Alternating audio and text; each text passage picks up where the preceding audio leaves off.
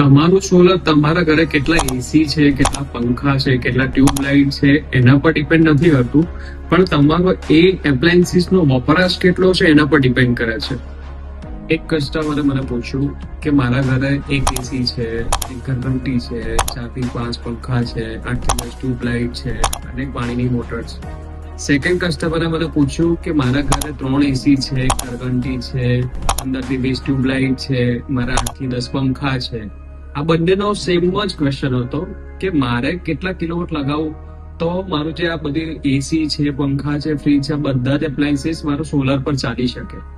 આપણે આને એક સિમ્પલ એક્ઝામ્પલ થી સમજીએ કે 2 મિત્રો છે, એકના ઘરે 3 એસી લાગેલા છે અને બીજા મિત્રના ત્યાં એક એસી લાગેલું છે. હવે જે 3 એસી લાગેલું છે એ મિત્રને ત્યાં એનો ડેઈલીનો જે વપરાશ છે એક એસી નો એ 2 કલાકનો છે, એટલે ટોટલ 3 એસી થઈને એનો 6 કલાકનો યુઝેજ છે. અને સેમ બીજી બાજુ બીજા મિત્રનો જે વપરાશ છે, જેના ઘરે એક જ એસી લાગેલું છે, એનો વપરાશ 8 થી 10 કલાકનો છે. જે મિત્રના ત્યાં 3 એસી લાગેલા છે એનું લાઇટ બિલ 5 થી 6,000 આવે છે, અને સેમ બીજી બાજુ જે મિત્રના ત્યાં એક એસી લાગેલું છે એનું જે લાઇટ બિલ છે 9 થી 10,000 રૂપિયા આવે.